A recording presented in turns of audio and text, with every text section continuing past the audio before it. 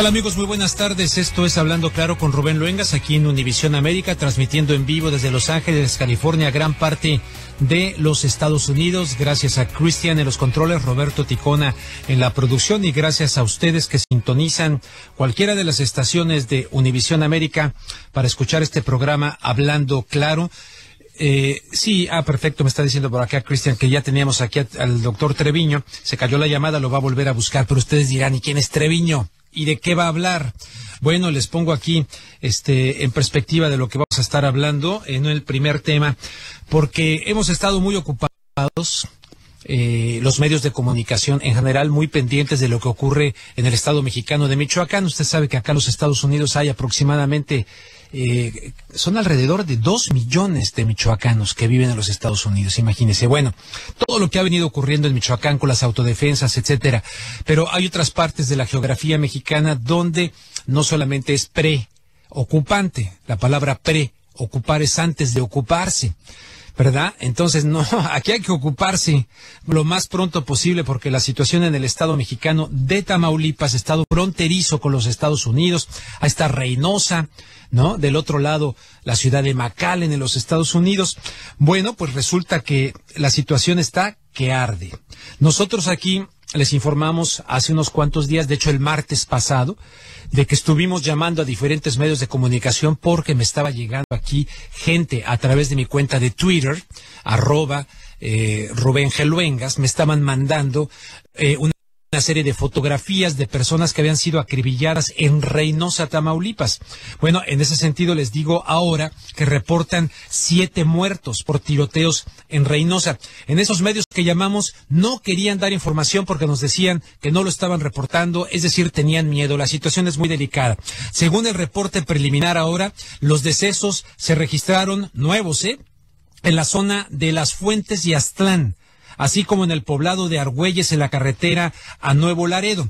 La Procuraduría General de Justicia de Tamaulipas confirmó la muerte de al menos 7 personas en el municipio de Reynosa, tras las balaceras que se han registrado desde esta mañana. Se suma a lo que ha venido ocurriendo de manera también, como se lo informamos puntualmente. Recuerdan que también entrevistamos a un senador, por cierto, recibí muchas llamadas diciéndome que este senador tiene mucha cola que le pisen. Yo se lo pregunté al mismo senador Francisco García Cabeza de Vaca, del Partido Acción Nacional, quien gobernó precisamente allá en Reynosa.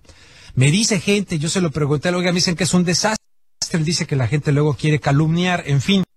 El caso está que en Tamaulipas la situación es muy delicada y México anunciará cambios contra la violencia en Tamaulipas. El secretario de Gobernación anuncia mayor presencia de fuerzas federales en el estado debido a la violencia. Esto lo va a dar a conocer el secretario de Gobernación, Miguel Ángel Osorio Chong, el próximo martes.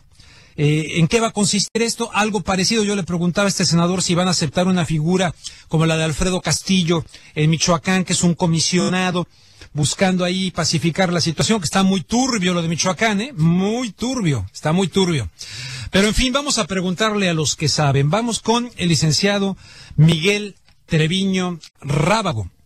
¿Quién es Miguel Treviño Rábago? Pues él es profesor, columnista y conferencista, y sabe mucho del tema de la violencia allá en Tamaulipas, y me enlazo telefónicamente con él. Le doy las gracias, licenciado Miguel Treviño Rábago, por aceptar nuestra llamada. Buenas tardes. Buenas tardes, señor Luengas. Mucho gusto.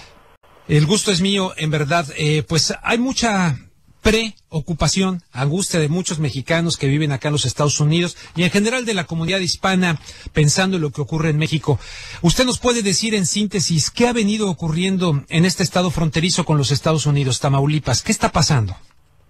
Bueno, pues estamos viviendo momentos francamente terroríficos en una ola de violencia que ya lleva por lo menos 3 semanas y que ha cobrado la vida de decenas de personas, aunque como es pues una práctica común en el gobierno de Tamaulipas, es el ocultamiento de cifras y de información, y pues recortan, manifiestan cifras muy bajas en el afán de ocultar constantemente, y pues dicen cifras que no son apegadas a la realidad.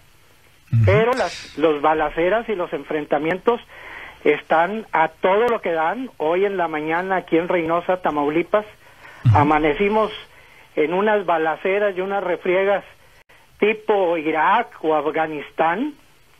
No ¿Así de podíamos plano? creer que estuviéramos bajo fuego, y esta es una auténtica guerra entre grupos de la delincuencia y Fuerzas Armadas de México. O sea, entre grupos de la delincuencia y Fuerzas Armadas de México, y usted nos lo plantea, usted está en Reynosa, Tamaulipas, en el lugar de los hechos, y nos lo plantea a este nivel, así como escenas como si estuviéramos en una guerra como la de Irak o Afganistán, de plano, así, Miguel Treviño Rábago. Estamos en una guerra como nunca pensamos que íbamos a presenciar estos enfrentamientos en las calles, estas enormes caravanas de hombres armados, estos enormes contingentes de marinos, soldados, policías federales, porque no solo hay enfrentamientos entre los dos grupos más poderosos que quieren controlar Nuevo Laredo, Reynosa, Matamoros, Miguel Alemán, sino que aparte de los enfrentamientos entre dos de los grupos más poderosos, también está la confrontación diaria con Marina, el Ejército y la Policía Federal. O sea que podríamos decir que en este sentido las autoridades mexicanas le están dando un verdadero frente al asunto. ¿Cuáles son estas dos fuerzas, los Zetas y el Cártel del Golfo? Así es, así es. Bueno, entonces, ¿son ellos dos juntos contra las autoridades o cada quien por su lado, Zetas y el Cártel del Golfo? La confrontación primero se da entre estos dos grupos que quieren controlar toda la región fronteriza con Estados Unidos. Sí. Porque, bueno, pues nada más a través del río, de aquí para allá, pues hay mucho trasiego de drogas, hay tráfico de personas, hay mucho movimiento de indocumentados, porque ellos controlan todas estas actividades ilícitas. Y de allá para acá también viene mucho dinero en efectivo, muchas armas, muchos vehículos robados, y entonces el control de esta zona fronteriza tamaulipeca es vital para los dos grupos, y pues tratan de controlar las plazas, como les llaman ellos. Como le llaman ellos, evidentemente.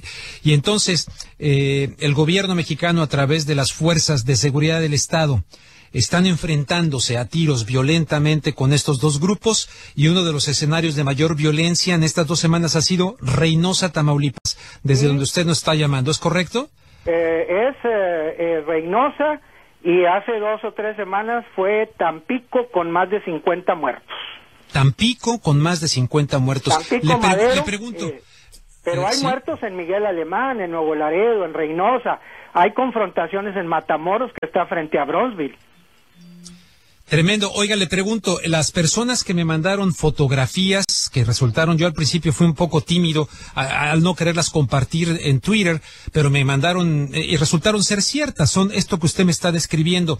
Y él decía, le ponía, digamos, referencia a otros periodistas, nos falta un minuto, decía él que los grandes medios de comunicación en México, las televisoras, no estaban cubriendo estas matanzas, ¿es correcto? No quieren cubrirlas. O sea, nosotros estamos a nuestro libre decisión, por eso hay tanta gente herida y tantos muertos inocentes, porque las autoridades se niegan a transmitir a través de las redes sociales o los medios de información que tienen Miguel Treviño, viene, perdón que le interrumpa, viene la pausa, pero regreso con usted. Licenciado Miguel Treviño Rábago, profesor, columnista, conferencista, en vivo desde Reynosa, diciéndonos lo que otros medios callan y no quieren decir. Regresamos.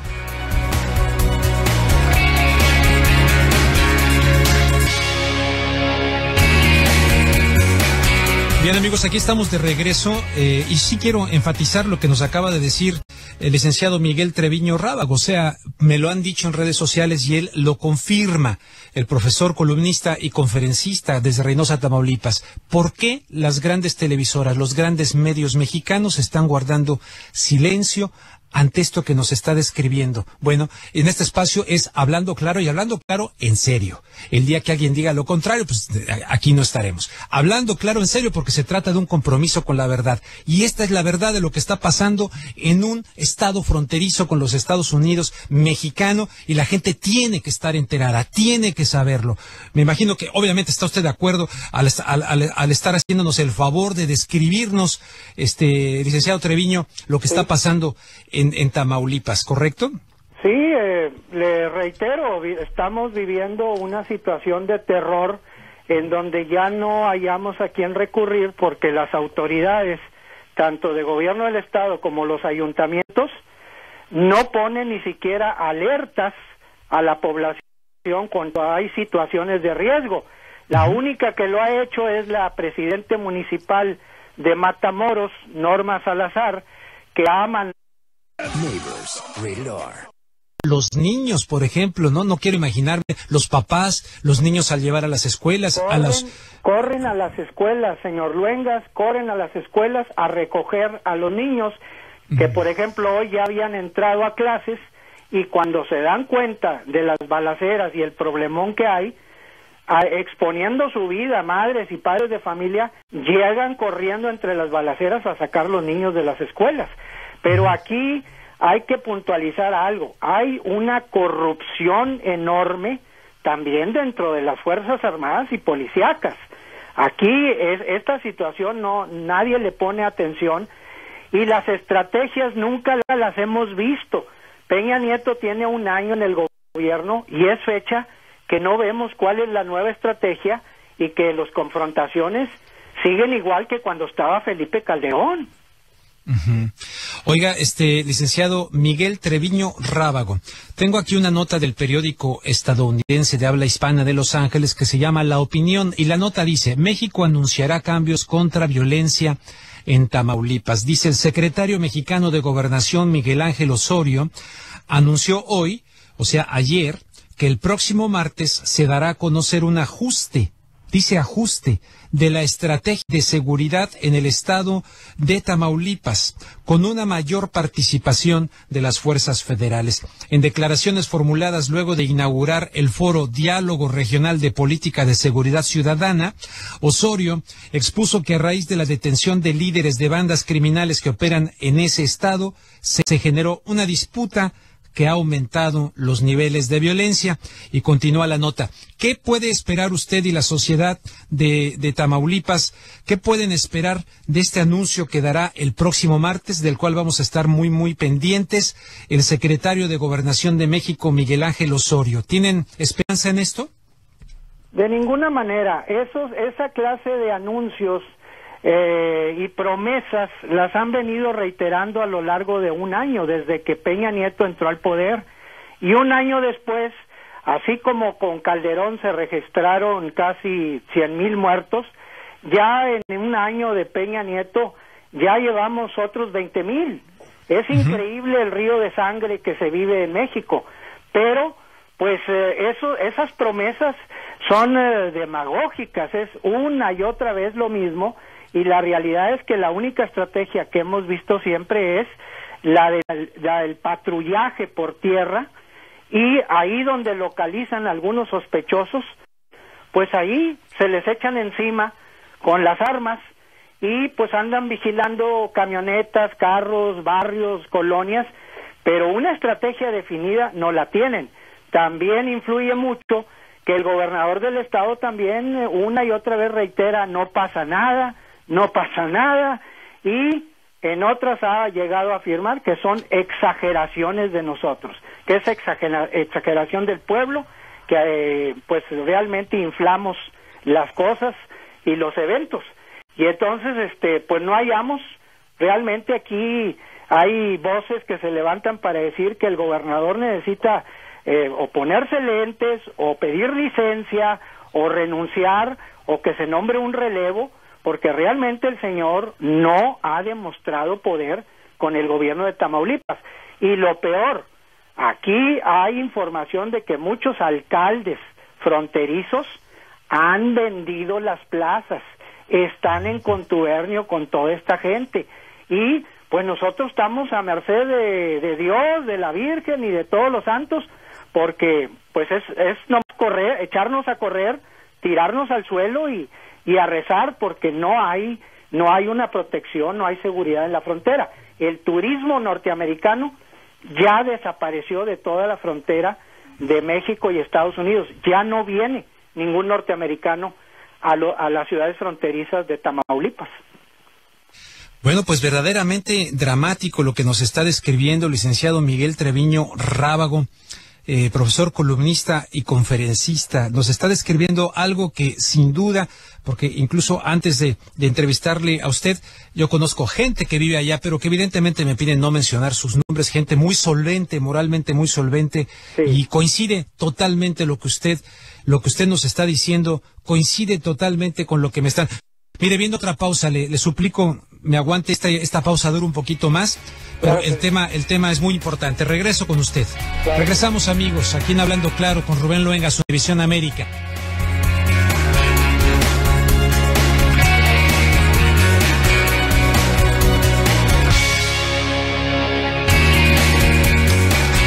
Bien, le interrumpí, Miguel Treviño.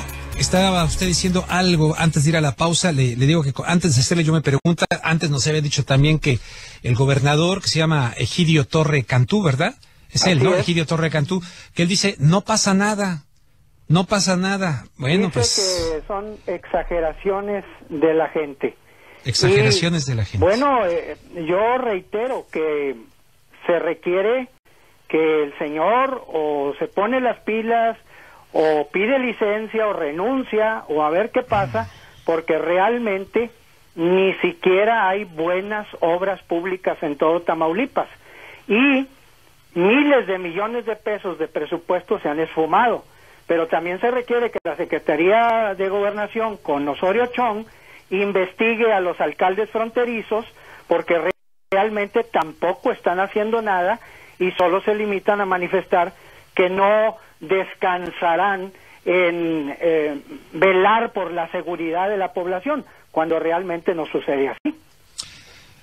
Oiga, y si los medios nacionales no están reportando esto de manera profunda, adecuada, sobre todo los electrónicos, me imagino que menos los medios locales, ¿no? Pues usted conoce ya la situación de las televisoras nacionales, en donde pues tratan de minimizar, porque hay una pues tendencia del gobierno en el sentido de que no se explote mucho toda esta violencia para que la gente tenga la percepción de que todo ha mejorado, cuando nosotros estamos viviendo una realidad cruenta aquí a nivel de cancha. Entonces, la televisión, si acaso 30, 45 segundos informa de algo, pero es una cosa mínima. De los grandes medios informativos, pues las cadenas a veces reportan pequeñas notas que los mismos diarios ocultan o minimizan. Entonces, pues si acaso Proceso y La Jornada son los que le dan un poquito más de relevancia a todo lo que sucede en Tamaulipas. Pareciera que todo se ha concentrado más en el tema de Michoacán, ¿no? O sea, como que Michoacán le robó la atención a otras partes de la geografía mexicana, incluido Morelos. En Morelos están declarando estado fallido. En Morelos hay tremenda violencia. En Morelos están cuestionando muy seriamente al gobernador Graco Ramírez en Morelos. En fin, o sea, hay muchos puntos del país. Incluso está esto del cártel rojo, ¿no? De que se ha extendido así le llaman, ¿no? El cártel rojo, ¿no? De Guerrero a Morelos, en fin, y Tamaulipas, en fin. La misma violencia ha propiciado que surjan los llamados grupos de autodefensa, que al observar que el gobierno no puede contener a los grupos de la delincuencia, pues han surgido los autodefensas, que son civiles armados defendiendo sus comunidades, porque ya se hartaron de ser víctimas de la delincuencia organizada. Entonces el gobierno ahora trata de controlar a los autodefensas, y los autodefensas no se quieren dejar desarmar, porque no les brindan las seguridades de que no van a volver a ser víctimas de estas bandas que operan en Guerrero, en Michoacán, en Morelos y en Tamaulipas, que es líder en secuestros y eso también lo ocultan. Tamaulipas tiene el liderazgo nacional en secuestros de personas. ¿Cómo sabemos eso? ¿Cuál es? Tamaulipas, Nuevo León y Coahuila. Oiga, ¿cómo sabemos que Tamaulipas es líder en secuestros si lo ocultan? ¿Cuál es la fuente? Pues está publicado en medios, no tengo a la mano exactamente dónde lo tomé, pero sí estoy en posibilidad de afirmar de que así es. De que así es.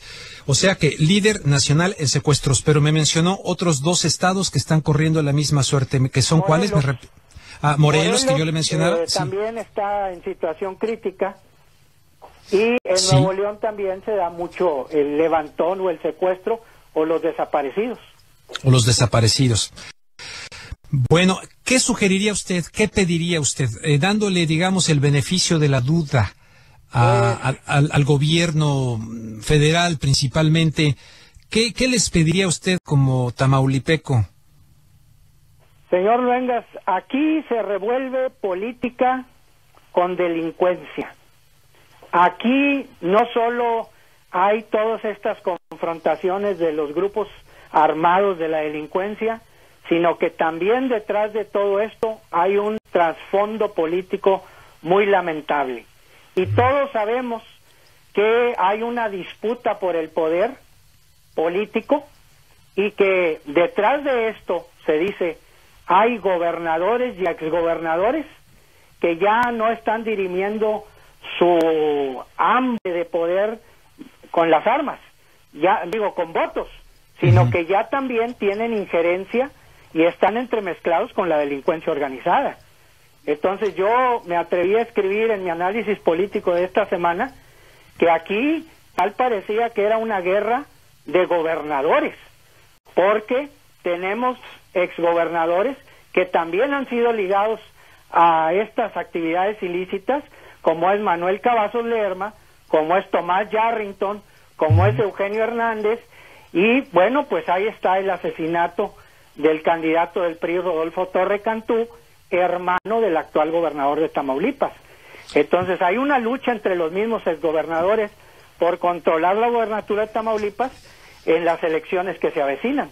Oiga, ¿quién mató o quién creen ustedes que mató al hermano de Egidio Torre Cantú, el gobernador actual? Porque ahí he leído versiones ahí que diría uno, wow, casi bíblicas. Caín mató a Abel, ¿no? O sea, ¿quién lo mató?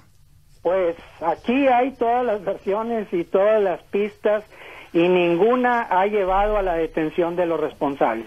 Y lo que llama más la atención es que el actual gobernador, su hermano Egidio Torre, pues no ha puesto empeño ni ha mostrado interés en que se aclare el asesinato de su hermano. Bueno, eso oiga, es pues mire, lo que llama más la atención. Viene Pero una nueva... Las versiones hay de todos los colores y de todos los sabores. Bueno, viene una nueva pausa, Miguel Treviño Rábago, y recientemente entrevisté aquí al senador Francisco García Cabeza de Vaca del Partido Acción Nacional, quien creo que también fungió como presidente municipal, creo, en Reynosa. Usted me aclarará si sí o si no, pero en fin, él pedía, bueno, ahorita viene la pausa y regresamos para que hablemos un poquito de lo que él me dijo, a ver qué opina usted.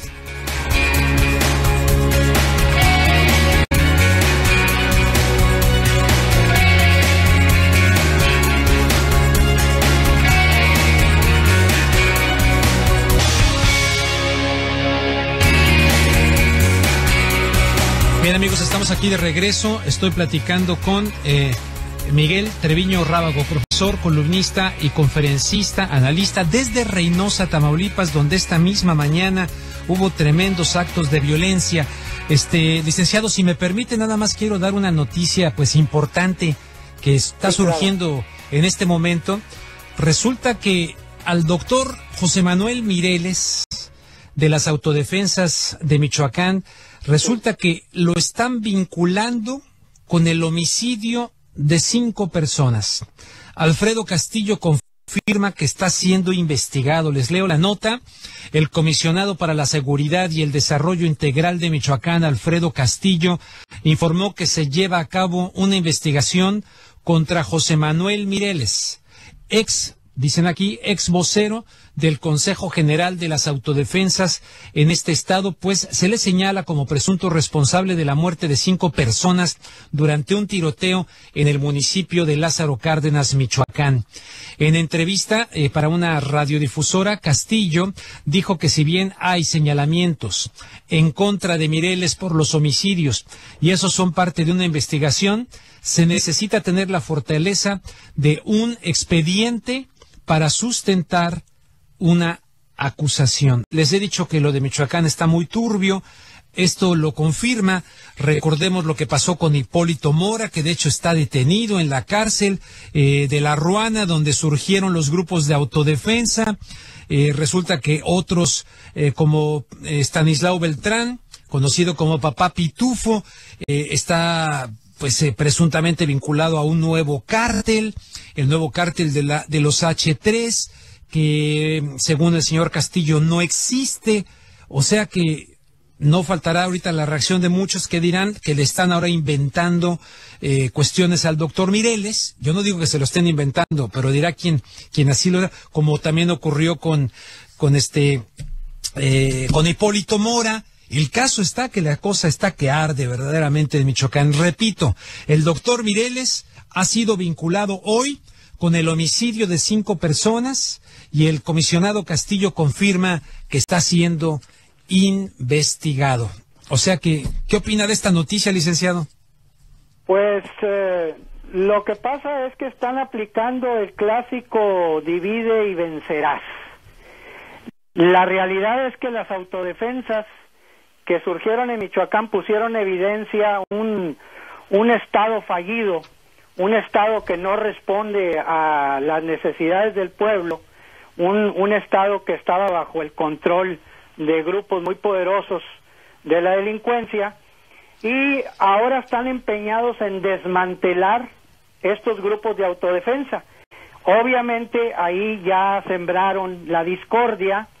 A Hipólito Mora lo acusan del asesinato de 2 personas, y Mireles no se sometía, no estaba de acuerdo con el desarme, porque estaba exigiéndole al gobierno federal que primero limpiaran a Michoacán de toda esa delincuencia, particularmente de un grupo muy poderoso ahí, y no se quiere someter al desarme, no estaba dispuesto a entregar las armas, y le habían fijado como plazo hasta el día de mañana, 10 de mayo, para que se doblegaran, para que entregaran las armas.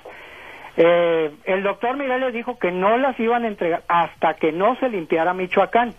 Obviamente, a 24 horas, y al ver que no lo doblegan, pues surgen estos cargos.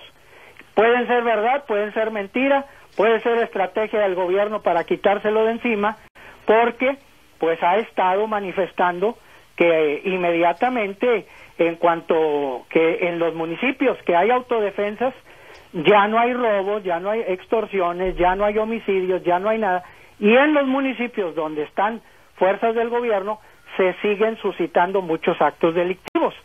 Es obvio que es una figura incómoda y que se lo quieren sacudir. Entonces yo no dudaría en pensar que también esto es una acusación prefabricada para neutralizarlo y para controlar a aquellos que se están sometiendo ya, ¿verdad? Bueno, pues fíjese que hubo un artículo en la revista Proceso de Anabel Hernández, la autora de Los Señores del Narco, de México en Llamas, etcétera, y ella dijo que el verdadero capo en Michoacán era Miguel Ángel Gallegos Godoy, el Migueladas. Sí.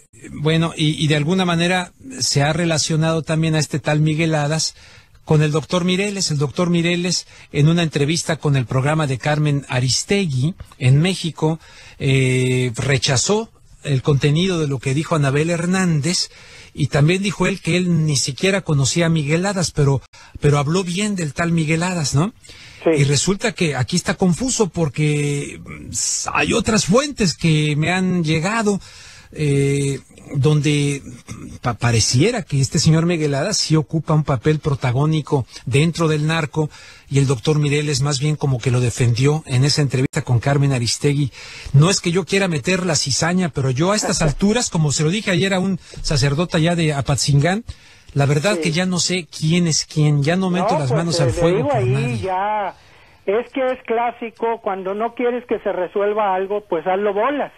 Y ahí ya se revolvió todo, ya despertaron la codicia, ya los enfrentaron, ya los dividieron, y de plano los están neutralizando, de tal manera que la figura, la imagen del gobierno de Peña Nieto, en el sentido de que no les daba seguridad a los michoacanos, pues estaba muy lastimada. Lo que están tratando es de diluir todas las autodefensas, y aquellos rebeldes que no se someten, pues los están acusando de ciertos delitos y los están metiendo a la cárcel.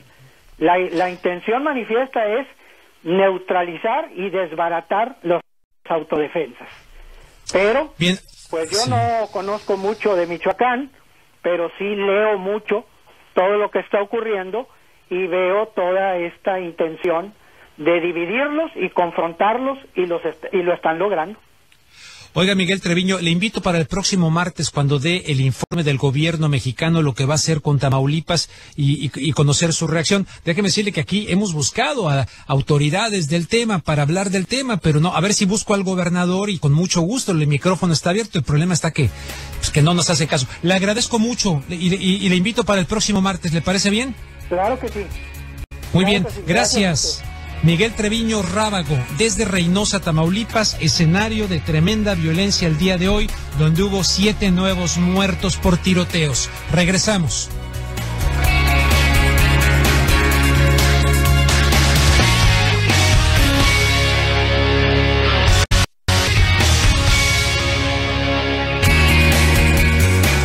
Bien, amigos, estamos aquí de regreso y dándole pues ahora sí que si estuviéramos en inglés le diríamos ahí pues casi breaking news, ¿verdad?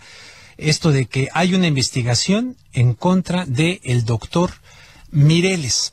Apenas ayer le estábamos a ustedes pasando un fragmento del video más reciente del doctor Mireles, publicado en YouTube, en el cual él se dirige directamente al presidente Enrique Peña Nieto. Es muy largo ese video, pero nosotros sacamos ayer un fragmento que se lo voy a repetir, pero déjeme primero pasar con Jaime de aquí de Los Ángeles, que quiere interactuar y sumarse a la conversación, y no quiere, ahorita que lo puedo hacer con mucho gusto. Me dicen que sí es de este tema. Entonces vamos a escuchar a Jaime de aquí de Los Ángeles. Adelante, Jaime. Sí, mira, si hubiera parado, estaría aplaudiendo al señor Miguel Treviño, porque él no se ha tragado la pildorita de que los autodefensas son mala onda. Para mí es bien claro, para mí se necesita ser medio bobito para creer todo lo que el gobierno nos dice, que Mireles es asesino, o que Hipólito también mató. O sea, para mí es bien claro, y con todo respeto para Anabela Hernández, que la respeto muchísimo, pero ella ha sido amenazada de muerte tantas veces que yo creo que ya se quebró. La información que ella habla de las autodefensas está basada en lo que le dijeron los alcaldes de Michoacán. O sea, ¿cómo puedes creer a una persona que desafortunadamente sí, está bien frágil? O sea, cuando te metes en una situación así como la que está haciendo Anabel, metes a toda tu familia. Entonces ya llega el momento en que ya te quiebras. Entonces, Anabel Hernández ya se quebró. Por favor, Rubén, no te quiebres.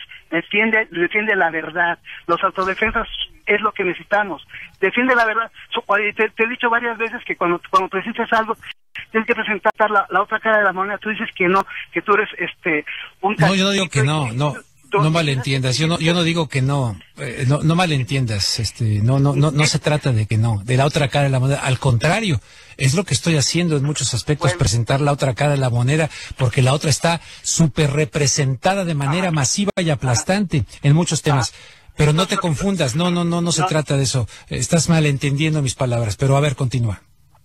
No entiendo tus palabras. Tú dijiste, yo soy un caciquito, yo voy a hacer mi programa como yo quiera, pero a lo que te quiero llegar es a esto. Por ejemplo, ahorita... ya sé quién eres tú, ya sé a qué te refieres, pero en fin, adelante. Estás malinterpretando mis palabras, sin duda, pero expresa tu versión, con mucho gusto. Deja que el público malinterprete mis palabras o no pongas... No, pero también tengo derecho a pensar y a decírtelo, ¿no? Si tú me llamas, no puedes pedirme que no te diga lo que pienso de tu comentario. O sea, me quedé yo calladito. O sea, estás malinterpretando mis palabras, porque yo jamás he dicho que no hay que presentar el otro lado de la moneda. Si me permites, yo lo que he dicho es que hay muchos asuntos que no tienen, para empezar, no tienen dos lados nada más. Hay asuntos que tienen muchísimos más lados. Es lo que he dicho, y quererlo presentar como negro o blanco sin que existan matices e incluso el gris, me parece una gran irresponsabilidad. Y luego te he dicho que no creo en el periodismo del equilibrio, creo en el periodismo de la justicia. El del equilibrio, y siempre pongo como ejemplo, no puedo hacer un reportaje, un documental histórico sobre los nazis matando a judíos y a muchos otros, e irle a preguntar al señor psicótico del bigotito para equilibrar la nota. Oiga, señor, ¿por qué lo hizo? Lo que he dicho es que hay temas que requieren de la denuncia. Cuando se tienen los pelos en la mano, ahí no hay equilibrio que valga. Y ahora quieren meter todo en que el otro lado de la moneda. Pero hay otros asuntos que lo requieren sin duda, porque son complejos y requiere por parte del periodista la responsabilidad de investigar y presentar todos esos lados. Y si te das cuenta, aquí lo hacemos. Si no te das cuenta, respeto tu apreciación. Si de veras es eso, te invito a que entrevistes a sheriffs de Texas, a los alcaldes de Texas, y que respondan a esas acusaciones de que vienen... No, como que de Texas. ¿Cuáles alcaldes de Texas? No, déjame terminar. Pues no, es que me dices que me invitas a que entreviste a los alcaldes de Texas. ¿A qué te refieres? No entiendo tu comentario. ¿Cuáles alcaldes de Texas? Hay armas que están viniendo de Texas y automóviles para los narcotraficantes. Es que tú siempre la quieres hacer de jefe de información, maestro, ya es donde te pasas. Quieres que yo entreviste como... Ten tu programa de radio y edítalo como tú quieras, es donde te equivocas. Dedícate a político, pero si eres periodista... Bueno, está muy bien, ya dijiste lo que tenías que decir y te he permitido decirlo, pero no te permito que calumnies. Ni que la hagas de jefe de información, ni que me quieras imponer temas. Tú eres el que me quisiste imponer el tema de ¿qué? De los narcocorridos, ¿no? Y lo hice justo cuando habría que hacerlo. No cuando tú llamas y me quieres imponer. No puedes hacer eso con nadie, ninguna persona de un medio, llamar y quererte imponer porque se te pegó la gana. Estás equivocado, maestro. Así no. Y además, del tono en que lo hiciste en aquella ocasión. Es inadecuado hacerlo de tu parte. Es totalmente inadecuado y aquí te estoy dando la oportunidad de que digas lo que quieras. ¿Quién está? Te corto porque ya tenemos aquí una persona en Michoacán. Adiós, ya pasó el señor Jaime y dijo lo que quiso. Bueno, vamos con precisamente Sayín Dalet Villavicencio de Revolución 3.0. Sayín, nos encontramos con la noticia de que están diciendo ahora que el doctor Mireles está involucrado en asesinatos. Me quedan 2 minutos antes de ir a la pausa. ¿Cómo amplíanos esta información? Y te agradezco mucho que hayas tomado la llamada. Buenas tardes, Rubén, ¿sí me escuchas bien? Sí, te escucho perfectamente, Sayín. Pues nada, para informarte lo que efectivamente comentabas, el comisionado para la seguridad y el desarrollo de Michoacán, Alfredo Castillo Cervantes, confirmó este día que investigan al doctor José Manuel Mireles por el presunto asesinato de 5 personas.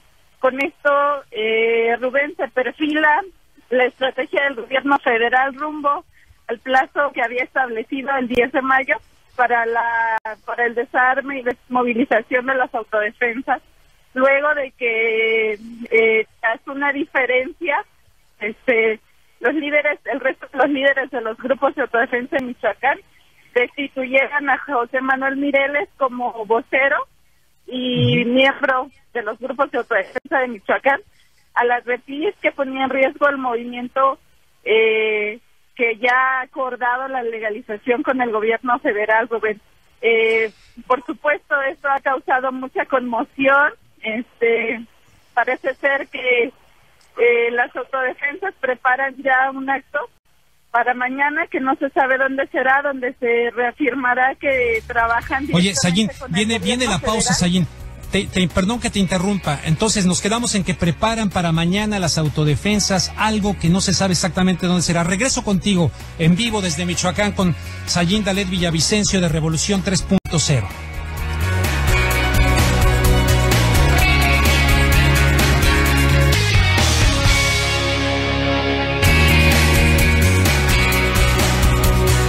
Bien, amigos, estamos de regreso y entonces vamos ahora sí con Sayín Dalet Villavicencio.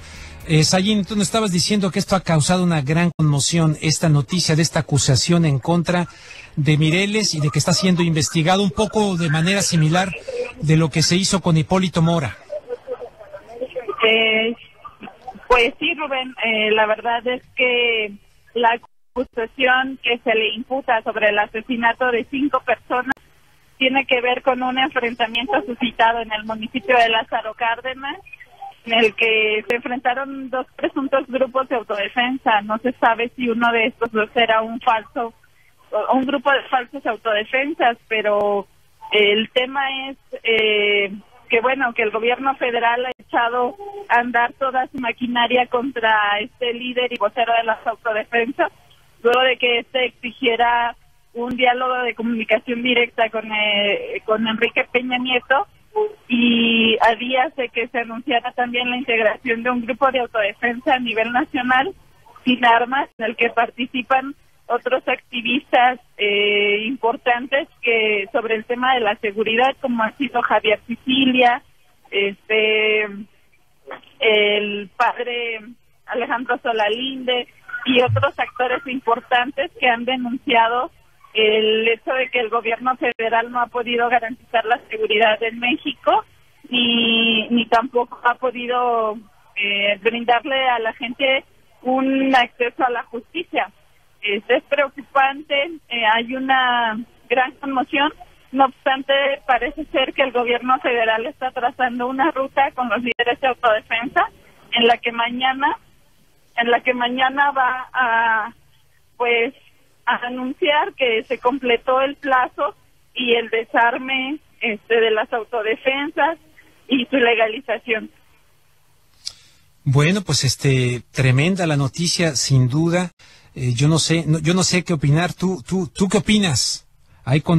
¿Cuál es tu opinión, tu sentimiento de todo esto? ¿Es una estrategia o realmente hay cosas que se le puedan achacar al doctor Mireles?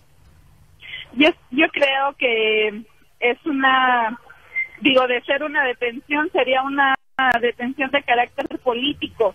Él ha sido un líder de esos grupos que nunca ha bajado la guardia, que no se ha callado, que incluso acaba de decirlo públicamente, que el comisionado para la seguridad de Michoacán no es el mejor conducto para que el presidente Enrique Peña Nieto sepa lo que está pasando en Michoacán, que no está de acuerdo con las acciones que se han implementado.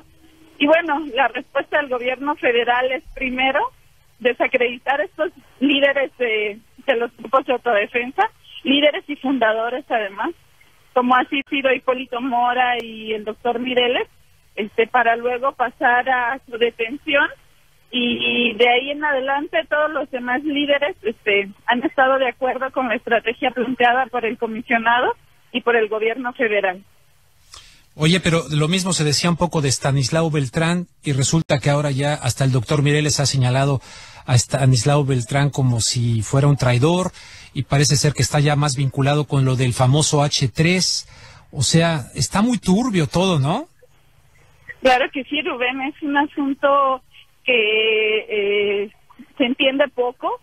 El que demás líderes de autodefensa hayan aceptado negociar con el gobierno federal cuando al inicio del movimiento se planteaba que el problema era la lucha contra el crimen organizado.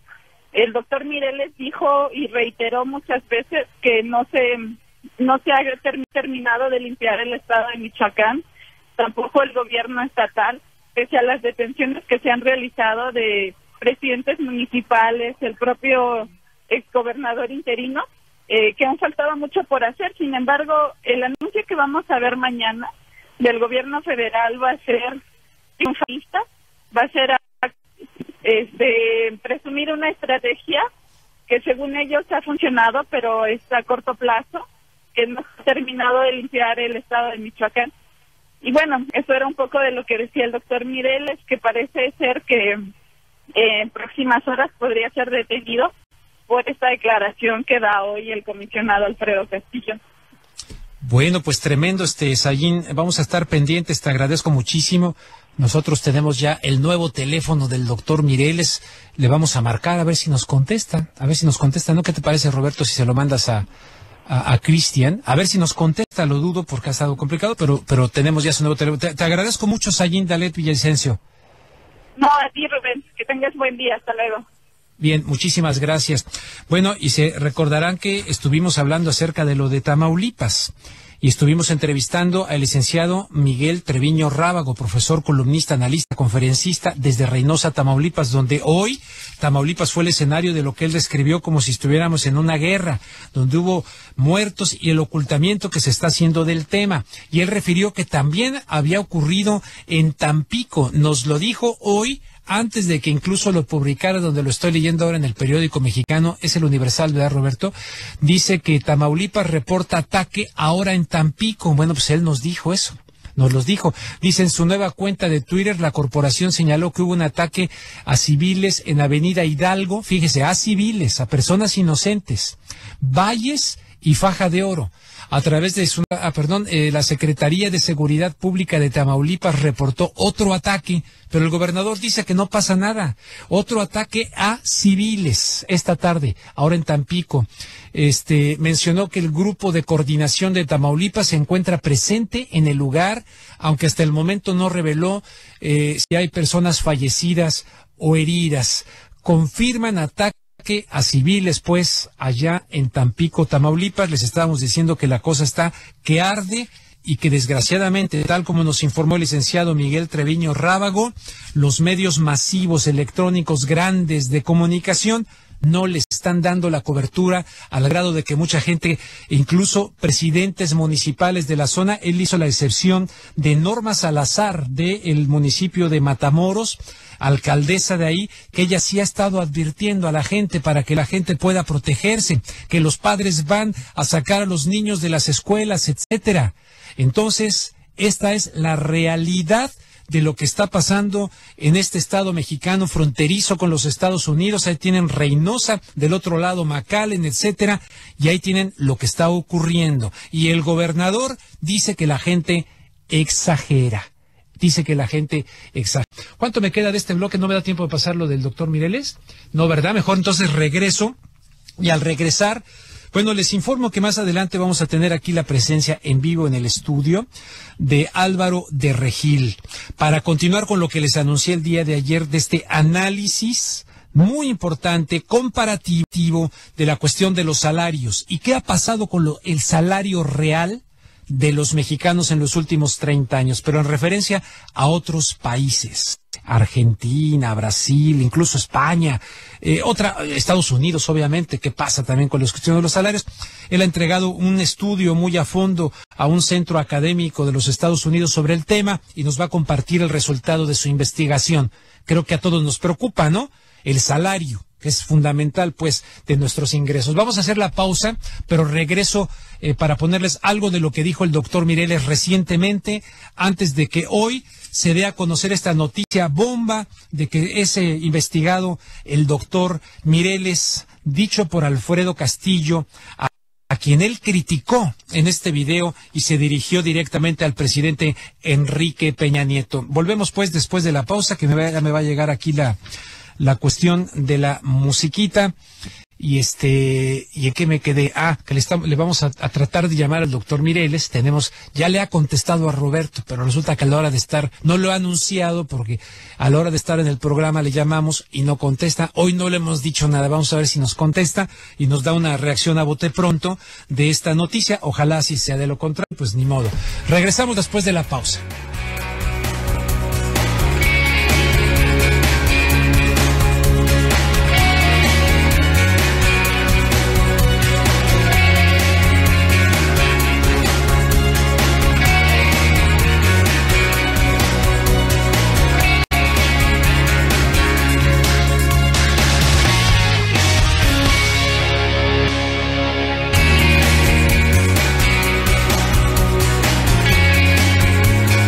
Bien, amigos, estamos aquí de regreso hablando claro con Rubén Luengas, Univisión América, en esta tarde de viernes. Ayer les presenté este fragmento, pero asumiendo que no todas las personas escucharon el programa y la coyuntura de la noticia del día de hoy, en el sentido de que el comisionado Alfredo Castillo para el estado de Michoacán informa que el doctor Mireles está siendo investigado por presunto asesinato de 5 personas, cosa que requiere serenidad y análisis profundo sobre el tema, pero sí suena muy extraño la situación.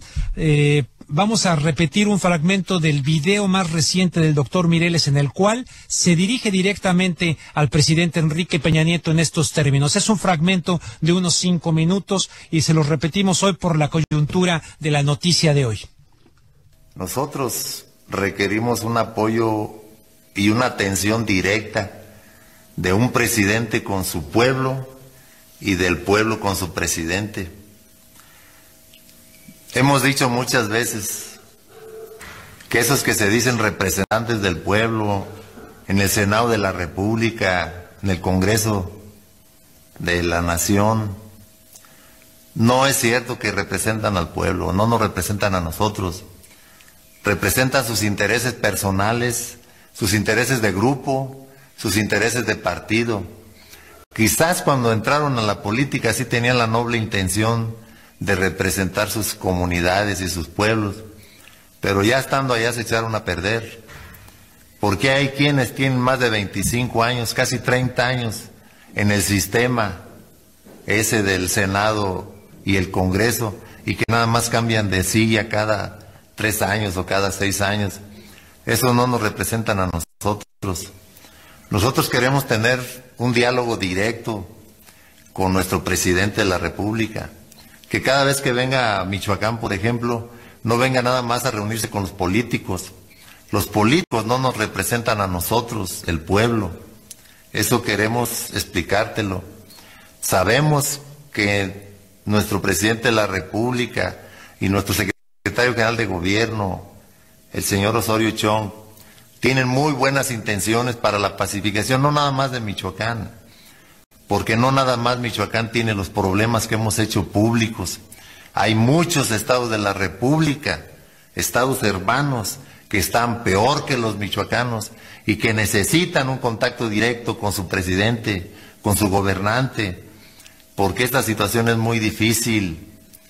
Yo te hablo, Enrique, tienes una esposa muy bella, y entre los dos tienen hijas muy bellas, igual que nosotros en nuestros pueblos.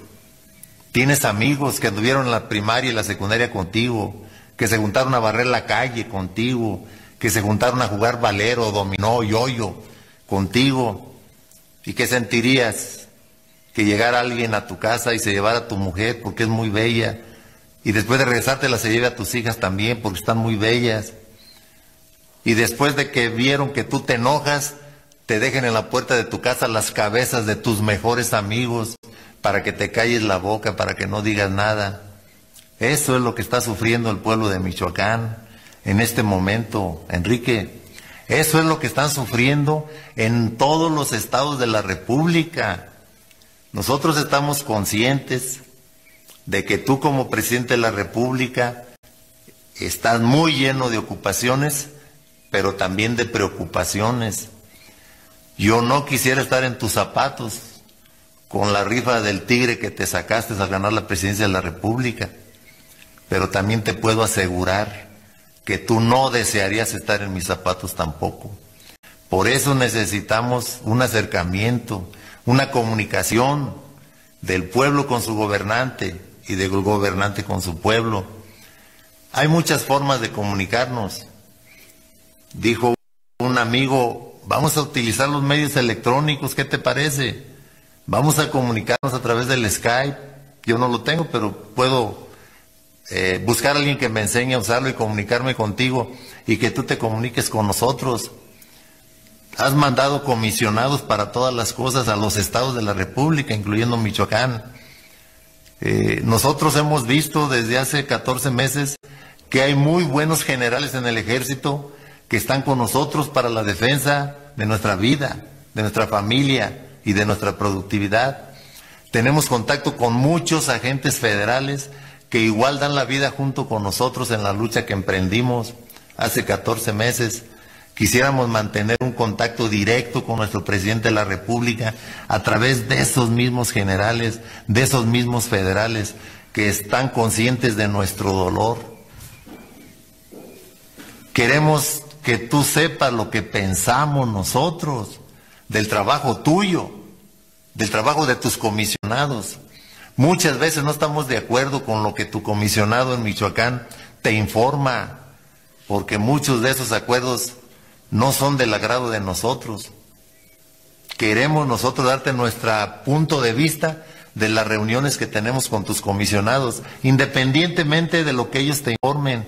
Queremos que hagas un análisis de lo que te informa tu comisionado que pasa en Michoacán y de lo que te informa el pueblo de Michoacán, de lo que nos está pasando, para que tú, cuando tengas un minuto, nos compares, nos analices. Ahí escuchan el fragmento de este video en el cual estaba pidiendo comunicación directa, diálogo directo con el presidente Enrique Peña Nieto y no la respuesta, sino lo que nos enteramos hoy de que, bueno, ¿cómo que diálogo? Hay investigación en contra de usted, ¿no? Dice el comisionado Alfredo Castillo por presunto asesinato en Lázaro Cárdenas. Y si son asesinato en el contexto, todo lo que está pasando ahí, pues uno se pregunta, bueno, ahí no están jugando a las pistolitas, ¿verdad? Ahí están enfrentándose entre grupos y tal. Bueno, puede ser muy fácil acreditar un asesinato en un enfrentamiento, qué sé yo, no sé, pero repito, está muy turbio todo. Yo no me voy a precipitar de ninguna manera a dar una opinión, porque no puedo meter las manos al fuego, pero el discurso del doctor Mireles sin duda es muy coherente en cuanto a un Estado que ha dejado de proteger a su sociedad y la sociedad se ha tenido que autodefender. Y luego estos autodefensas, él dijo que estaban siendo, habló del concepto, a mí no me gusta el concepto, dijo colombianización, es decir, que las autodefensas están siendo colombianizadas. Bueno, regresamos ya con otro tema, con Álvaro de Regil después de la pausa.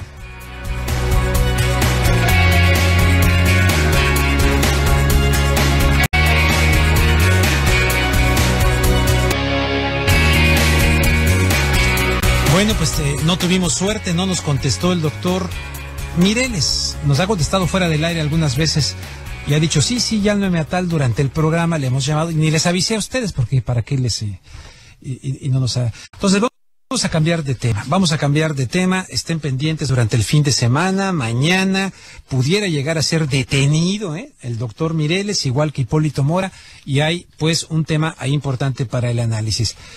Vamos a cambiar de tema. No sé si ustedes sepan que el salario digno, un salario digno, es un derecho humano.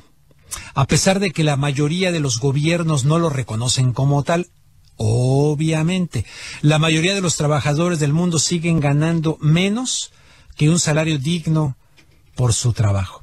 El salario digno es un requisito previo. ¿Estarán de acuerdo ustedes o no? Es un requisito previo para una vida digna y segura. Una remuneración por trabajo debe ser suficiente para satisfacer las necesidades básicas del hogar. Alimento, vivienda, ropa, salud, educación, transporte, ocio. Todo esto está consagrado en la Declaración Universal de los Derechos Humanos. Ahí está consagrado. Y una de las personas que yo conozco que más han estudiado acerca de este tema es Álvaro de Regil. Álvaro de Regil, que se los presento con muchísimo gusto y está aquí con nosotros en vivo en el estudio. Álvaro, muy buenas tardes. Gracias por participar y por venir. Estoy buscando aquí donde anoté. Hola Rubén, ¿qué tal? De la organización de Global. Dime, porque perdí aquí el papelito. Es de la organización, ¿cómo se llama? Sí, mira, coordino un proyecto que se llama... Ponte el micrófono más así, eso. Coordino un proyecto que se llama la Iniciativa Salarios Dignos Norte y Sur a través de una red de ONGs en diferentes países que se llama la Alianza Global Just Semper o The Just Semper Global Alliance. Y la única iniciativa que tenemos, o sea, muchas ONGs tienen muchos proyectos diferentes, afines, ¿no? Pero nosotros la única iniciativa que tenemos, y la tenemos desde hace más de 10 años, es la iniciativa Salarios Dignos Norte y Sur. y es nuestra única iniciativa porque desde un principio nos dimos cuenta que deliberadamente el tema de los salarios dignos es un tema ignorado consistentemente, tanto por los estados como por las empresas. Cuando al principio de tu comentario sobre el tema mencionabas que el salario digno es un derecho humano a pesar de que la mayoría de los gobiernos no lo reconocen como tal, se refiere a que en términos legales de leyes, lo que existe en muchos países, no en todos, por ejemplo en Alemania apenas van a meter en su legislación el concepto de salario mínimo.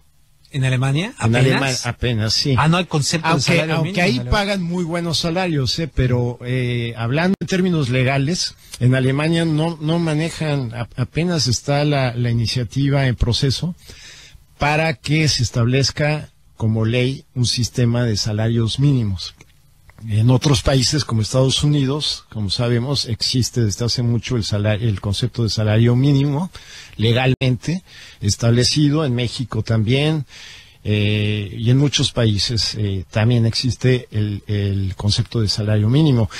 Esto viene también porque hay convenios internacionales del derecho internacional establecidos en la Organización Internacional del Trabajo, en la que dentro de tantos convenios laborales que hay un convenio sobre el salario mínimo, que establece las bases para que ya después cada gobierno, cada estado, cada país que desee puede establecer sus propios procedimientos para un salario mínimo.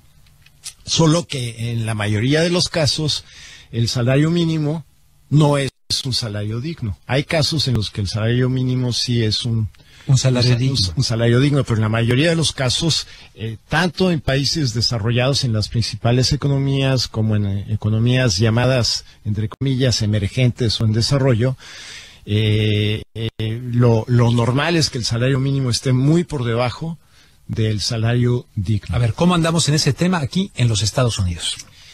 Bueno, en Estados Unidos te puedo decir que el salario mínimo actualmente es de $7.25 por hora, ¿sí?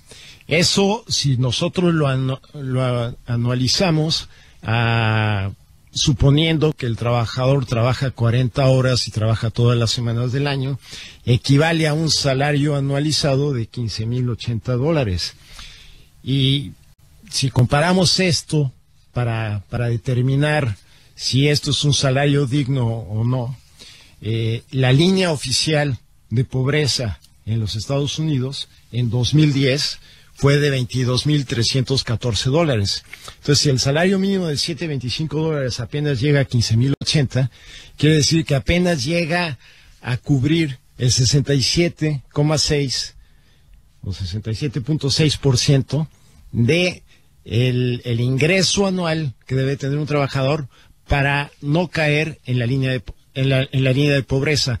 Sin embargo, la mayoría de los analistas, la mayoría de los economistas en este país consideran, y estoy utilizando datos del Economic Policy Institute de Washington, consideran que esa línea de pobreza oficial está totalmente mal y que realmente la línea de pobreza que realmente reflejaría los que ganan menos que eso, que estarían por debajo de esa línea, es del doble de la línea de pobreza oficial. O sea que estamos hablando de $44,628. Por lo tanto, el 7.25 por hora apenas llega al 33.8% de lo que necesita un trabajador en Estados Unidos para no caer por debajo de la línea de pobreza. O sea que, en términos de salarios mínimos en Estados Unidos, para hablar de salarios dignos como un derecho humano, como lo establece la Carta Universal de los Derechos Humanos, reprobado. Reprobado totalmente. O sea, para que un salario mínimo en Estados Unidos, de acuerdo a la línea de pobreza que la mayoría de los analistas consideran como la correcta, pudiera ser un salario digno, tendrían que ganar $21.46 por hora. Así está la cosa. O sea, apenas llega a una tercera parte de lo que se necesita para que ese salario mínimo fuese, a su vez, un salario digno. Bueno. Estoy hablando con Álvaro de Regil acerca de salarios dignos. Regresamos y te voy a preguntar, pues de mi país, pues, de México, ¿cómo anda México en salarios dignos? Regresamos con Álvaro de Regil.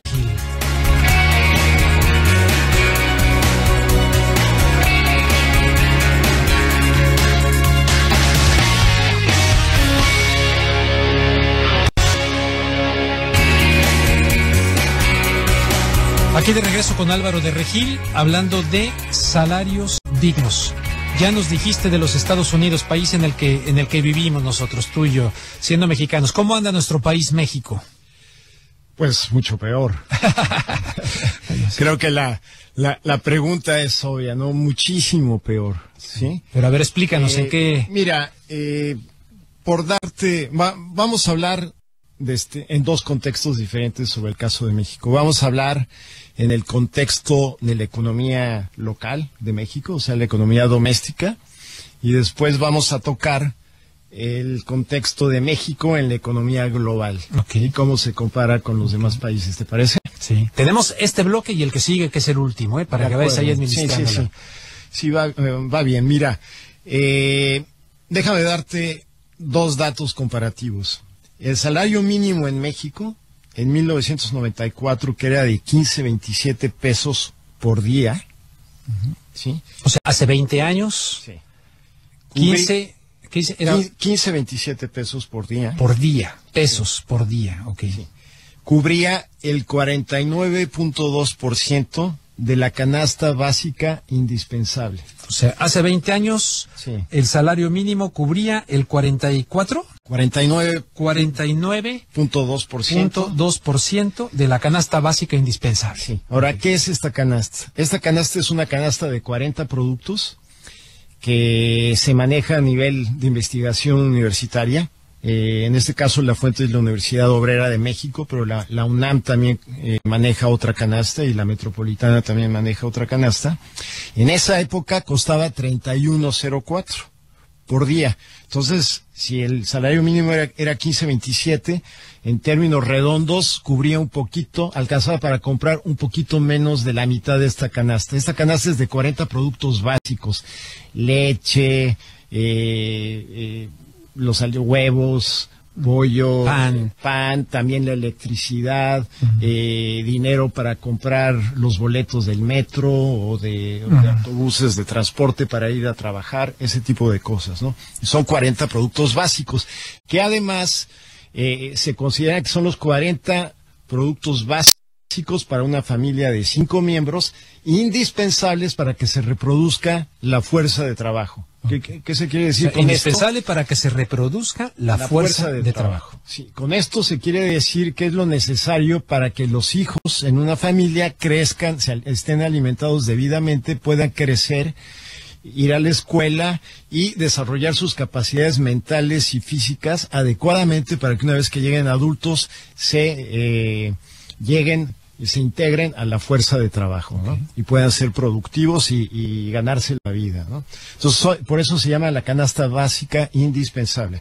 Bueno, si en 1994 cubría un poquito menos de la mitad de lo que costaba la canasta, el salario mínimo en 2014 de 67.29 al día, 67 pesos con 29 centavos al día, cubre en enero de 2014 apenas el 8.82%. Con datos oficiales. No, esto ya son el salario mínimo sí es el dato oficial. Ok. Este es el análisis de la Universidad Obrera y la Universidad Nacional Autónoma de México. Extrapolando, sí. El costo de la canasta básica indispensable en 2014 se estima en casi 23,000 pesos al mes, ¿sí? Y el salario mínimo, pues, extrapolando, es apenas 2,000 pesos al mes. O sea, el salario mínimo de 67.29, si lo multiplicas por 30 días, te da alrededor de 2,000 pesos. Bueno, pues esto solo alcanza para cubrir el 8.8%. El 8.8%, o sea que hace 20 años el salario mínimo en México alcanzaba para el 49.2%. Ahora podríamos quitarle el 40, dejarlo en 9 y todavía menos. Todavía menos. Y todavía menos. Así es. Wow. O sea, es un desastre absoluto. Ahora, ¿por qué sucede eso? porque los precios de todos estos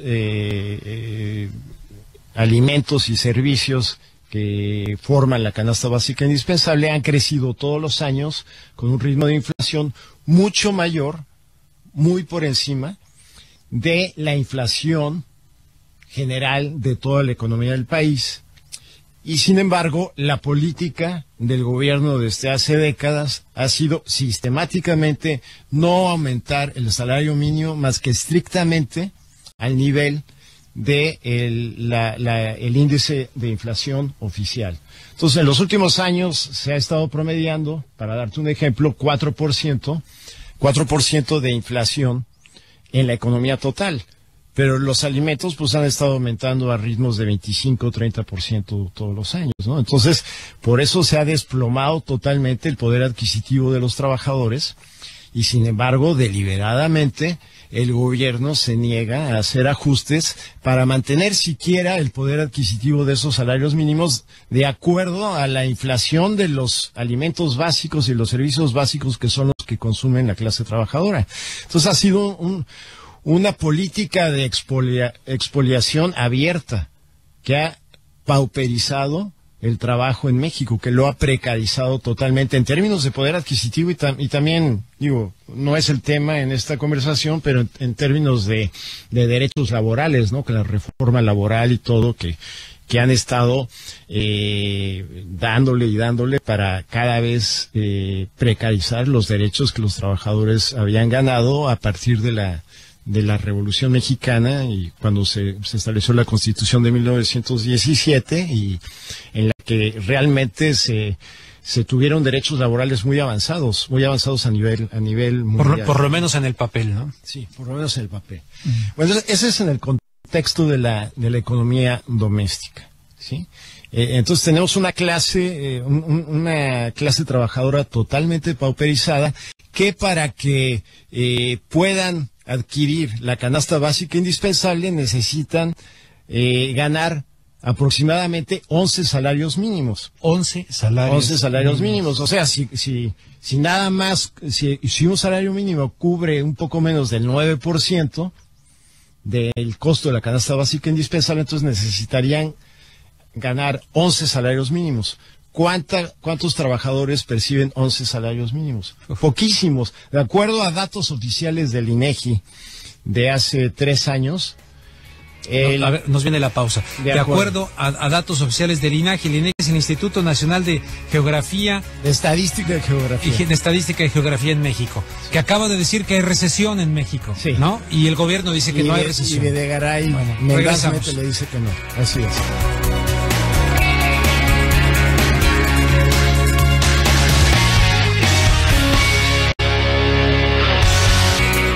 Aquí estamos de regreso y vámonos al último segmento. Entonces, pasamos ya de la cuestión de los salarios en los Estados Unidos, reprobado desde el punto de vista del salario mínimo digno, reprobado. México, súper reprobado. Y nos ibas a ubicar México en el marco ya global, ¿no? Con otros países. Sí, nada más déjame hacer un paréntesis final sobre Estados Unidos. De acuerdo al Economic Policy Institute de Washington, actualmente el 33.9% de la población de los trabajadores de Estados Unidos no llegan a estar por encima de esa línea de pobreza de 44,000. O sea, están abajo, están en la línea de pobreza. O sea, un poco más de una tercera parte de la población percibe un salario que los sitúa por debajo de la línea de pobreza. Lo cual es bastante dramático para la primera potencia. Para la primera potencia, así es. Okay. Bien, entonces nos vamos ahora, regresamos a México, pero en el contexto global. Y en el contexto global, el tipo de salarios de los que estamos hablando es los salarios en el sector manufacturero, ¿sí? Que son los que se pueden comparar porque es básicamente la economía global que fluye de un país a otro a través del comercio, a través de inversiones extranjeras, es lo que se puede comparar. Además son los datos que el Departamento del Trabajo de Estados Unidos lleva recabando desde hace 4 o 5 décadas. Yo los datos más antiguos que he logrado conseguir del Departamento de Trabajo de Estados Unidos es a partir de 1975, para en más de, me parece que 24 para 24 países, y a partir de 1996 para 32 países, todo en el sector manufacturero. ¿Cómo se sitúa México en este sentido? Mira, en 1975, cuando la economía mexicana todavía no estaba integrada globalmente, en términos de poder de compra del salario manufacturero mexicano, comparado con el salario manufacturero estadounidense, y estableciendo, para eliminar la diferencia de precios entre una y otra economía, un indicador que es aceptado mundialmente, que se llaman las paridades de poder de compra, el salario mexicano equivalía, o sea, valía o tenía un poder adquisitivo del 37% de lo que debería de tener en términos de igual trabajo, igual paga. Sí, que es, o sea, por la misma actividad laboral. Por la misma actividad laboral. Por poner un tornillo en un sitio, ponerlo en otro sitio. Sí, de la misma manera. Sí. Y cuando digo igual trabajo por igual paga, es porque quiero regresar a hacer referencia a la Declaración Universal de los Derechos Humanos y el Pacto Internacional de Derechos Económicos, Sociales y Culturales, sí, que es parte del derecho internacional. En la Declaración Universal de Derechos Humanos, en el artículo 23, referente al salario, se dice que en el inciso 2, que toda persona tiene derecho, sin discriminación alguna, a igual salario por trabajo igual. Y en el párrafo 3, toda persona que trabaja tiene derecho a una remuneración equitativa y satisfactoria que le asegure, así como a su familia, una existencia conforme a la dignidad humana y que será completada en caso necesario por cualesquiera otros medios de protección social. Con esto, entonces, podemos nosotros analizar los salarios del sector manufacturero de diferentes países y ver si realmente hay un trato equitativo en los salarios del mismo tipo, ¿no? Entonces, te voy a dar ejemplos muy concretos. Vámonos a 2009, por ejemplo, en la línea de producción, en el sector manufacturero, los trabajadores de línea de producción que ponen diferentes piezas, ¿sí? No sé si te puedas cuestionar el hecho de que actualmente un trabajador de la Ford Motor Company en Dearborn, Michigan, que pone 3 o 4 piezas en la línea de producción de la línea de ensamble del Ford Focus, gana aproximadamente por hora $27. Y sin embargo, el trabajador mexicano de la Ford Motor Company en Hermosillo, Sonora, que pone exactamente las mismas piezas, exactamente en el mismo coche, cuya producción mayormente se exporta a Estados Unidos y Canadá, o sea que se vende al mismo precio, y que tiene la misma calidad, porque si no tuviera la misma calidad no lo podrían exportar, sería rechazado, habría graves problemas aquí de que el mismo consumidor que lo adquiere tendría problemas, podrían haber accidentes, o sea, la calidad es la misma, el coche es el mismo, y sin embargo le pagan aproximadamente $4. Entonces a uno le pagan $27 y al otro $4.50. Exactamente por el mismo trabajo. Sí, pero hay gente que te dice, bueno, pero el costo de vida en México es mucho menor. Bueno, de acuerdo a las paridades de poder de compra que publica el Banco Mundial todos los años y la OCDE todos los años, y que es un sistema para calcular los costos de vida en todos los países, y con ellos también se calcula el PIB en términos de paridades de poder de compra. El costo de vida en México, para darte un dato más preciso, en 2009 era de 64%. Entonces, si el salario manufacturero de Estados Unidos en 2009 era de 26.19 y el costo de vida en México era de 64, o sea, con 64 centavos de dólar, un mexicano podía comprar lo mismo que un estadounidense compra con $1, pero no le pagaban a ese trabajador mexicano el 64%, que sería 16.70 por hora, sino que le pagaban nada más $3.81. Wow. Entonces, esa brecha es una brecha salarial de explotación. Es una brecha en la que no pueden alegar que no, es que hay menor eficiencia y que hay menor calidad en el trabajo. Al contrario, hay mucha mayor eficiencia. Es una prueba contundente. Porque el costo laboral es mucho menor. Y por eso, esa es la razón por la que muchas transnacionales se van a México, o se van a China, o se van a las Filipinas, o se van a Bangladesh, donde se han derrumbado edificios completos con trabajadores, porque les pagan una miseria. Y esa diferencia, o sea, en un trabajo igual, con el que se quedan, se va a utilidades. Oye, pues se nos acabó el tiempo. Bueno. Se nos acabó el tiempo. Acabó. Pero te invito nuevamente para continuar, ¿no? Y seguir hablando del tema. Se nos acabó. Amigos, muchas gracias. Que tengan un excelente fin de semana. Gracias a Roberto Ticona, Cristian Álvaro de Regil. Gracias por venir. ¿Tu Twitter cómo es? @Cántabro. @Cántabro. Así lo encuentran. Excelente. Y ahí habrá más información. Gracias. Buen fin de semana. Les espero el lunes si ustedes sí lo desean. De lo contrario, tranquilos. No pasa nada.